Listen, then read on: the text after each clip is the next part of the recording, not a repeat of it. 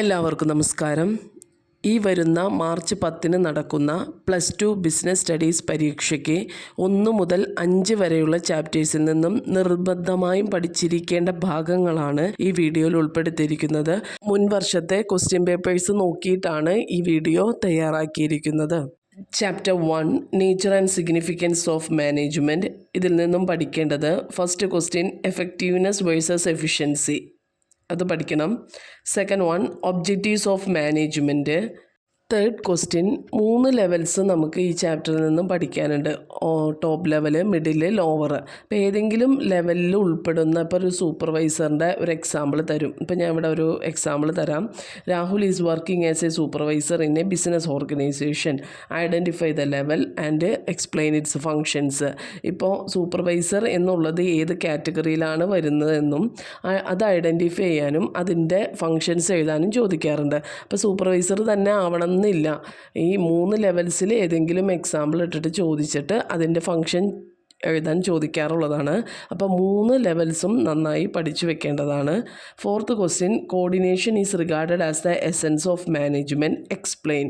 കോർഡിനേഷൻ്റെ questions repeated question ആണ്, അത് നന്നായി പഠിച്ചു വെക്കുക. പിന്നെ ഒരു 1 വേർഡ് ഒരു 2-3 കൊല്ലങ്ങളിൽ റിപ്പീറ്റ് ചെയ്ത ഒരു ക്വസ്റ്റ്യനാണ് പോളിസി ഫോർമുലേഷൻ. അത് ഏത് ലെവലിൻ്റെ ഫങ്ഷൻ ആണെന്നുള്ളതാണ്. അത് ടോപ്പ് ലെവൽ മാനേജ്മെൻറ്റിൻ്റെ ഫങ്ഷനാണ്. അപ്പോൾ അതും ചോദിക്കാറുള്ളതാണ്. ഇത്രയും വിട്ട് കളയാതെ ഈ ആദ്യത്തെ ചാപ്റ്ററിൽ നിന്ന് നിർബന്ധമായും പഠിച്ചിരിക്കണം. Chapter 2 principles of management. ഈ ചാപ്റ്ററിൽ നിന്നും പ്രധാനമായും പഠിക്കേണ്ടത് ടെക്നിക്സ് ഓഫ് സയൻറ്റിഫിക് മാനേജ്മെൻറ്റ് വളരെ ഇമ്പോർട്ടൻ്റ് ആണ്. അതിൽ ടെക്നിക്സ് ചിലപ്പോൾ ഒരുമിച്ച് ചോദിക്കാറുണ്ട്, അല്ലെങ്കിൽ ഫങ്ഷണൽ ഫോർമാൻഷിപ്പ് സെപ്പറേറ്റ് എടുത്ത് ചോദിക്കാറുണ്ട്. ആ ഡയഗ്രം അടക്കം പഠിക്കണം. അല്ലെങ്കിൽ അതിൽ നിന്ന് ഫാറ്റിക് study, motion study, time study ഇത് സെപ്പറേറ്റ് എടുത്ത് ചോദിക്കാറുണ്ട്. അപ്പോൾ ടെക്നിക്സ് ഓഫ് സയൻറ്റിഫിക് മാനേജ്മെൻറ്റ് ഫുള്ളായിട്ട് നന്നായി പഠിച്ചു വെക്കേണ്ടതാണ്.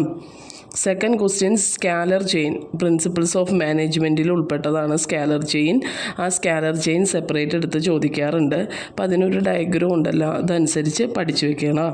മൂന്നാമത്തെ ക്വസ്റ്റ്യൻ കഴിഞ്ഞ കൊല്ലം ഒരു 2022 briefly explain any 8 principles of management given by Henri Fayol. Henri ഫയോളിൻ്റെ ഏതെങ്കിലും 8 പ്രിൻസിപ്പിൾസ് എഴുതാൻ എസ്സേ ആയിട്ടാണ് ചോദിച്ചിരുന്നത്. പക്ഷേ കഴിഞ്ഞ വർഷം 2024 അതിൽ നിന്ന് 3-4 പ്രിൻസിപ്പിൾസ് എടുത്ത് ചോദിച്ചിട്ട് അത് എക്സ്പ്ലെയിൻ ചെയ്യാൻ 5 മാർക്കിൻ്റെ ക്വസ്റ്റ്യൻ ആയിട്ടാണ് കഴിഞ്ഞ പ്രാവശ്യം വന്നിരുന്നത്. അതിൻ്റെ മുന്നത്തെ പ്രാവശ്യം വരെ അതൊരു എസ്സേ ആയിട്ടാണ് ചോദിച്ചിരുന്നത്, 8 പ്രിൻസിപ്പിൾസ് ഏതെങ്കിലും എഴുതാൻ വേണ്ടി. പക്ഷേ കഴിഞ്ഞ കൊല്ലം equity, order, discipline, division of work അങ്ങനെ 3-4 പ്രിൻസിപ്പിൾസ് എടുത്ത് ചോദിച്ചിട്ടാണ് 5 മാർക്കിൻ്റെ ക്വസ്റ്റ്യൻ ആയിട്ടാണ് വന്നിരുന്നത്.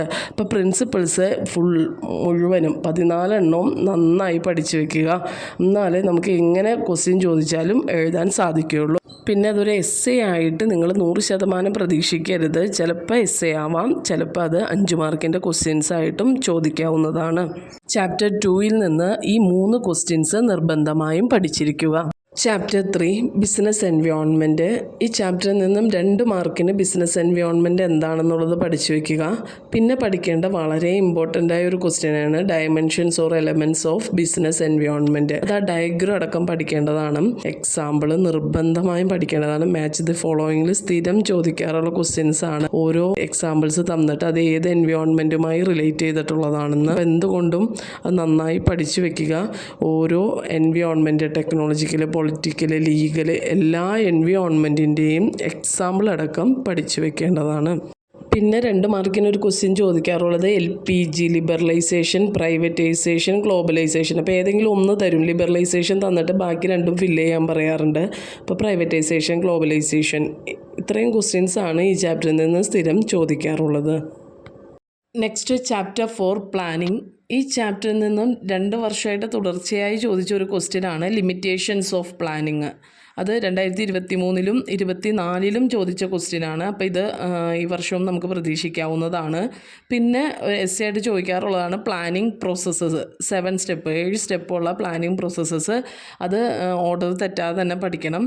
അതും എക്സാമിന് സ്ഥിരം ചോദിക്കുന്ന ഒരു ക്വസ്റ്റ്യൻ തന്നെയാണ്. ഈ ചാപ്റ്ററിൽ നിന്ന് നെക്സ്റ്റ് പഠിക്കേണ്ടത് ടൈപ്സ് ഓഫ് പ്ലാൻസ് ആണ്.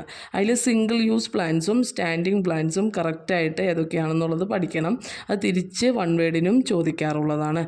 ഇത്രയും ഭാഗങ്ങളാണ് ചാപ്റ്റർ 4-ൽ നിന്നും പഠിക്കേണ്ടത്. പിന്നെ വന്നത് നെക്സ്റ്റ് ചാപ്റ്റർ 5 ആണ് ഓർഗനൈസിങ്.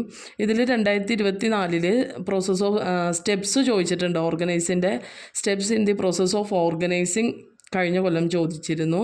അതുപോലെ തന്നെ types of organisation structure, functional സ്ട്രക്ചറും ഡിവിഷണൽ സ്ട്രക്ചറും. അത് പഠിക്കുമ്പോൾ നിങ്ങൾ വേണമെങ്കിൽ ഫങ്ഷണൽ സ്ട്രക്ചറും ഡിവിഷണൽ സ്ട്രക്ചറും തമ്മിലുള്ള ഡിഫറൻസ് പഠിച്ചിട്ട് ആ ഡയഗ്രം പഠിച്ചു വയ്ക്കുക. അത് ഒരു തവണ കഴിഞ്ഞതിന് മുന്നത്തെ തവണ ചോദിച്ചതാണ്. അപ്പോൾ അതുകൊണ്ട് ഫങ്ഷൻ സ്ട്രക്ചറും ഡിവിഷണൽ സ്ട്രക്ചറിൻ്റെയും ആ ഡിഫറൻസ് പഠിച്ചിട്ട് അതിൻ്റെ ഡയഗ്രം പഠിച്ചു വയ്ക്കുന്നതായിരിക്കും ഏറ്റവും നല്ലത്. പിന്നെ formal organisation, informal organisation difference സ്ഥിരം ചോദിക്കാറുള്ള ഒരു ക്വസ്റ്റ്യനാണ്. നെക്സ്റ്റ് പിന്നെ അതോറിറ്റി, റെസ്പോൺസിബിലിറ്റി, അക്കൗണ്ടബിലിറ്റി. അത് കഴിഞ്ഞ 2 വർഷമായിട്ടും ചോദിച്ചേക്കുന്ന ക്വസ്റ്റ്യനാണ്. ഈ 3ഉം കോളം വരച്ചിട്ട് ടെക്സ്റ്റ് ബുക്കിലുണ്ട്. അത് നന്നായി പഠിച്ചു വെക്കുക. പിന്നെ ലാസ്റ്റായിട്ട് ഈ ചാപ്റ്ററിൽ നിന്ന് പഠിക്കേണ്ടതാണ് ഡെലിഗേഷനും ഡീസെൻട്രലൈസേഷനും തമ്മിലുള്ള ഡിഫറൻസ്. വെയിറ്റേജ് കൂടുതലുള്ളൊരു ചാപ്റ്ററാണ് ഓർഗനൈസിങ്. അപ്പോൾ അതിനനുസരിച്ച് അതിൻ്റെ ഇമ്പോർട്ടൻസ് നൽകിയിട്ട് ഈ ചാപ്റ്റർ പഠിച്ചു വയ്ക്കുക. ഈ ക്വസ്റ്റ്യൻസ് എല്ലാം മുൻഭാഗത്ത് വന്നിട്ടുള്ള ക്വസ്റ്റ്യൻസ് ബേസ് ചെയ്തിട്ടാണ് തയ്യാറാക്കിയിരിക്കുന്നത്. അപ്പോൾ ഈ ഭാഗങ്ങൾ നിർബന്ധമായും വിട്ടുകളയാതെ എല്ലാ വിദ്യാർത്ഥികളും പഠിച്ചിരിക്കണം. നല്ലൊരു മാർക്ക് ഈ 5 ചാപ്റ്റേഴ്സിൽ നിന്ന് തന്നെ സ്കോർ ചെയ്യാൻ സാധിക്കുന്നതായിരിക്കും. എന്തെങ്കിലും ഡൗട്ടുകൾ ഉണ്ടെങ്കിൽ കമൻറ്റിലൂടെ ചോദിക്കാവുന്നതാണ്. Thank you for watching.